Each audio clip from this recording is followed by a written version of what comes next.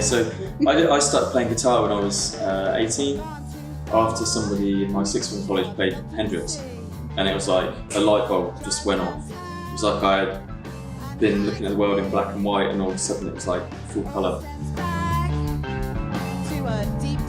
I started probably playing the drums when I was about 14 or 15 with some mates, and when I left school rather than started work, I had the opportunity to play with a local band in Brighton, Sussex, and that started me on the road.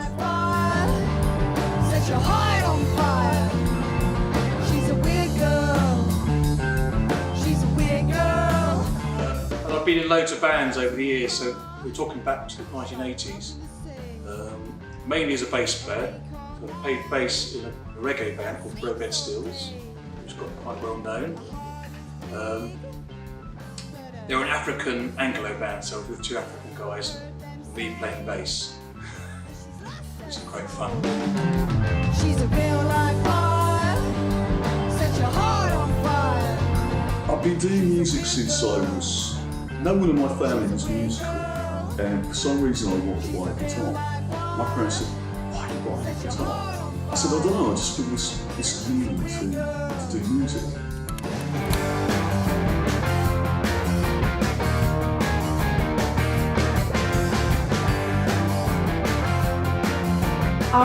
Well, I didn't do a lot, to be honest, till I met Paul.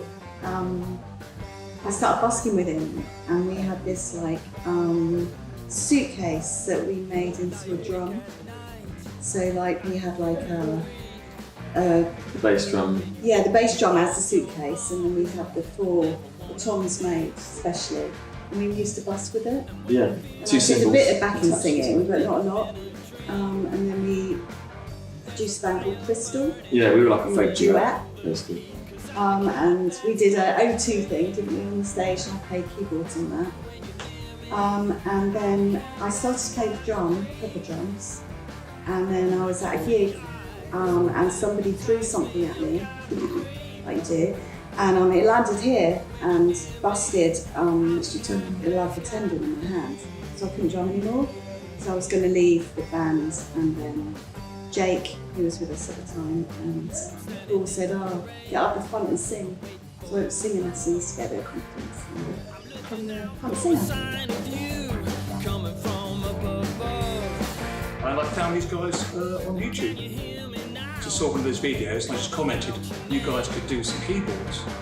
And next thing I knew, there was a message back saying, "Come down to rehearsal." So I came down to rehearsal, and then that was the end of that.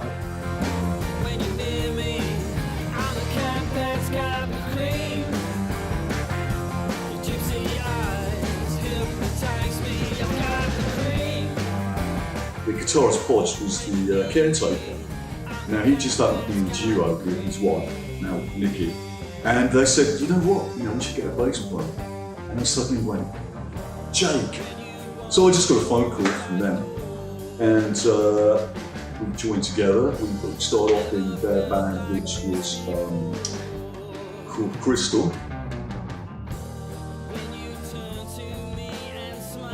That's what we've been doing now for the last, I think, 3 years. But it feels like we've been doing it forever. Stuart joined last year, but he was the missing part of the jigsaw.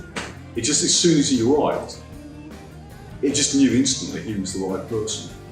Kind of like Cheesman with fate.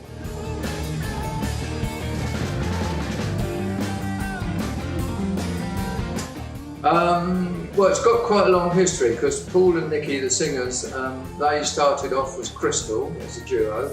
Then Jake joined them, and then it became Music in Translation, and the music changed again. And then, as I say, about 5.5 years ago, I joined them, and Magikat was born.